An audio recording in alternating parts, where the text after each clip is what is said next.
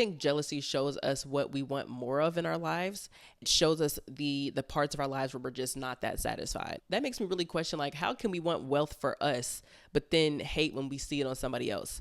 I remember she told me, like, if this was easy, then everyone would be doing it. None of us really know what's going on here or what we're doing, but we're all just trying to figure it out and hoping that it works for the best. Truth is motivation even a thing? Like, you know what I'm saying? Because it truly is when you've just had enough. Hey y'all, welcome back to Unspoken Truth. I am your host, Natalia Unfulfilled, and today is episode 11. Today's title is Success Won't Save You.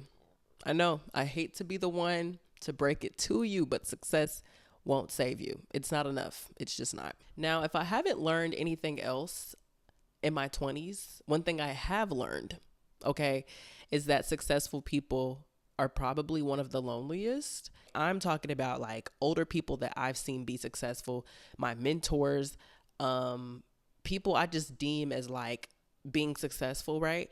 I feel like one thing I've learned and just observed about all of these people, and one thing that they have in common is that they're loners and that it's pretty lonely. I feel like that's honestly why it's called the 1%, because the 1% of successful people have to choose within that same 1% pool of who's going to be their community, their peers, the people that they surround themselves with. And a lot of times it's really not that many, if any, to be honest. I like to think about it like this. Like, people will cheer you on when you get your first car or even win your first medal, right? But once you win like your 10th medal, nobody's even going to like bat an eye. And I think jealousy plays a huge role within this, but not in the way that you think. I think jealousy is a natural emotion because we're human, and it's natural for us to compare. It's natural for us to have those emotions that are like, but it's one thing when you act on the jealousy, but it's another when you observe and you're like, like, you know what I mean? I think jealousy shows us what we want more of in our lives, and it shows us the parts of our lives where we're just not that satisfied. So today I'm going to help you. And I think honestly, like when I say jealousy, I don't just mean like you're very envious of one person or someone to the point where like you want their life and want these things, but I'm talking about different aspects of people's lives. In today's episode, I want to break that barrier and close the gap of you being envious of success and learning how to become one with it. Now let's dive into the very first point, which is I think success honestly can just show you the limiting beliefs that you already have surrounding success itself. So for example, this can look like, maybe the reason why you're so ambitious and so goal oriented is because, you want a good life for yourself. You want a good head on your shoulders and you want to just live a good life, But somehow, and this is just an example, by the way, but somehow, still seeing that one person get that new apartment, get that new car, get the new job offer that they posted on LinkedIn, still bothers just like a smidge of you. Like, it still bothers you a little bit. But I think jealousy kind of seeps in when you're wondering like, why them and not me type of thing. It just leads me to wonder, okay, so if you're happy in your life and you see this person being happy in theirs, what is the reason why that little portion of their lives that they posted on Instagram bothers you? We don't really talk about that small moment that sometimes we feel when we see someone kind of living the life that we wanted to live or getting something that we wanted to get. And I think really what it means is that like we all carry different little beliefs about what success should look like. Some of us believe that our wins should be kept, a little more humble, and we believe we should make them more smaller to be more suitable for other people's comfort. Some of us believe like, a lot of wins come with hardship and struggle. If we feel like, oh, they just got it so easy, and not to mention, we already know that social media shows not even a quarter of what it really took to get to where they are. That makes me really question, like, how can we want wealth for us, but then hate when we see it on somebody else? How can we want love for us, but then hate when we see someone else receiving love? I feel like the people who are like actually resentful because of what they compare themselves to is because they probably genuinely feel like they can't accomplish the things that they're seeing on social media.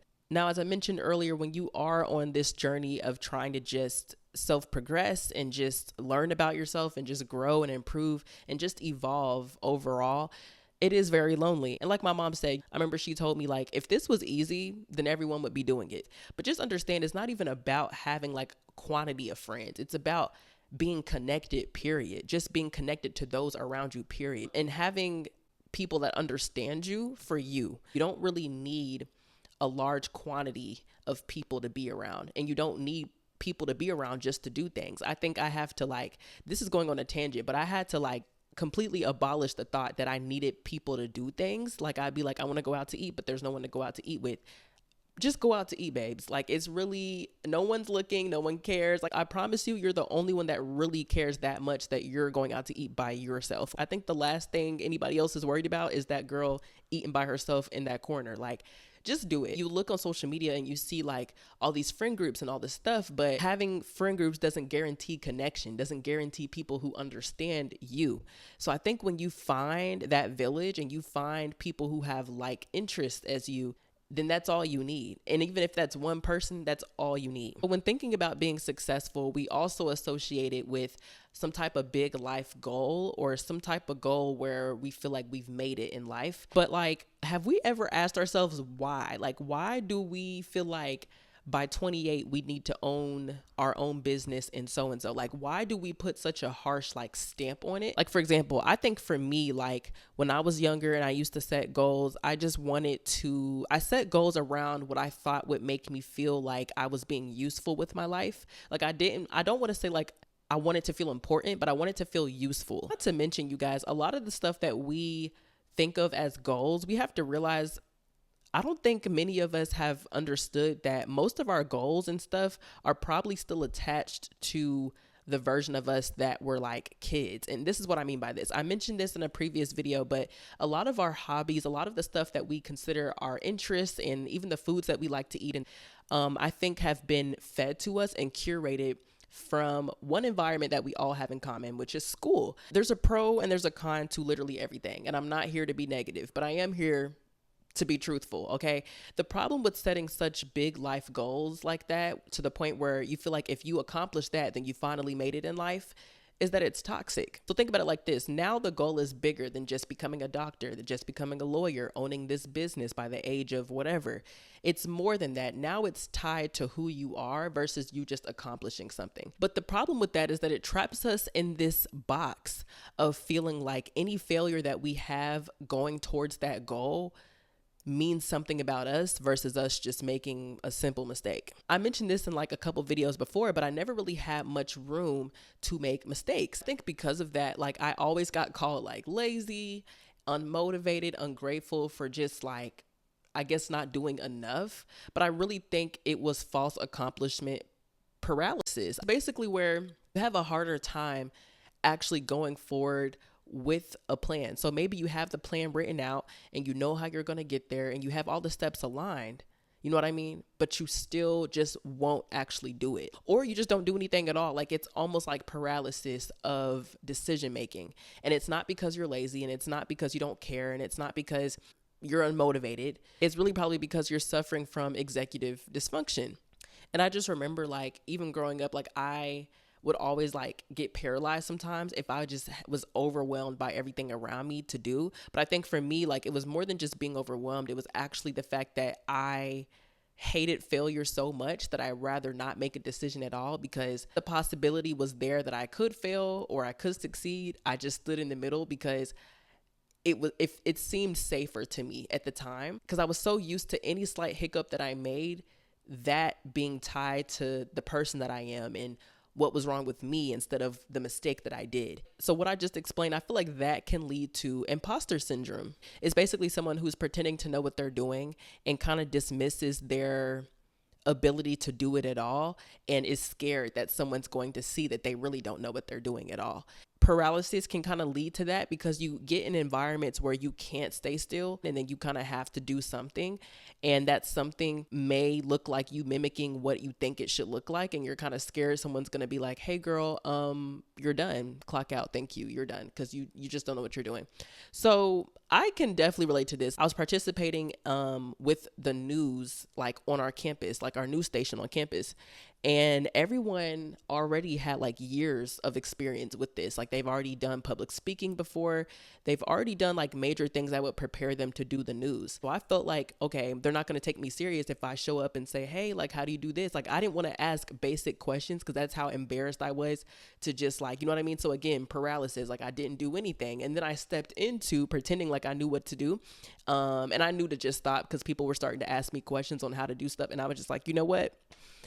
I'm in the same boat as you. I really, I don't know. I don't know. But anyway, like I just had to realize, especially only being 22, that like none of us really know what's going on here or what we're doing, but we're all just trying to figure it out and hoping that it works for the best. Like I've had to tell myself that because when I was a teenager, I was just under the impression that everyone just had their life together except for me, and I was behind in life. And then I went to college and I was like, oh, you too? You too? Like, okay, we all just figuring out this life thing. Because I feel like a lot of us are stuck in executive dysfunction or even imposter syndrome. I feel like a lot of us are stuck in that paralyzed state. And I feel like it stems from something that we probably didn't even know it came from. So maybe it was a comment that somebody made. Like, I think for me, like I realized I wasn't good at receiving criticism at one point. And I feel like I've improved a lot since then. And I think instead of just hearing it, I always heard it from an ear of you're not good enough, or why would you even think to do that? You know what I mean? I had to do some inner healing before I was able to really receive criticism. But when I actually started to take in what people were telling me, I was able to actually start my podcast. Like that was the thing where I was like pushing it off. One thing I think is really common is like we see what we think it should look like on someone else. Like because we don't feel like we can make it look a certain way and we look at someone else's profile, we just give up completely. I've been there, you know, just waiting and hoping and wishing that I was going to have a magical moment one day and just be motivated and actually do it. I'm not going to be that podcaster that tells you that you just got to find ways to motivate yourself. Truth is motivation even a thing? Like, you know what I'm saying? Because it truly is when you've just had enough. Motivation is a thing, but it's not in the way that you would typically hear it from. There's not going to be a magical moment for you because it just doesn't exist. The right time is when you've just had enough and you've had enough of comparing yourself to other people. You've had enough of watching everyone else get what you know you can accomplish as well. So I think that's really what motivated me, but it's not some magical moment where the sun shines brighter, the grass is greener, the sky is bluer, and you just, this is not a cartoon. That's what I truly believe. I think the first step in getting out of this is really micro shifting your perspective. And the first step to doing this is normalizing failure, but not just normalizing failure, because we've already talked about that in other episodes, but normalizing failure and what it looks like for your life. I think a lot of times we have a vision of what the process will look like in order to achieve something, in order to obtain something. And because it doesn't look like that in the slightest way, it might as well be trash because we don't value it anymore. Like sometimes I think truly like when we're so fixated on achieving like a big life goal and it doesn't align with what we think it should look like, we completely trash the whole idea altogether. But hyper fixating on what it should look like is the worst thing you can do for yourself. And I feel like just because you haven't seen anybody around you that has done it yet doesn't make what you have going on invalid or any less important. The real lesson is that we have to be okay that nobody is going to have our exact journey down to the T. Like we might have to be that example for what it looks like on how to do something for the first time because no one else around us is showing us that. I feel like a lot of times we adopt like goals and things to do for ourselves because we've seen it before, because it's comfortable and it's familiar to us. And I think familiarity plays such a huge role in our lives. I don't even think we realize it. For example, when we think of goals and like what to do for ourselves, we'll go on Pinterest, we'll Google images and all this stuff just to slap, 2026 on there and call it a vision board. But in reality, nothing about our vision boards or any of those pictures that we found on Pinterest are actually catered to the person that we are. I think we're so used to just like following footsteps that we don't even realize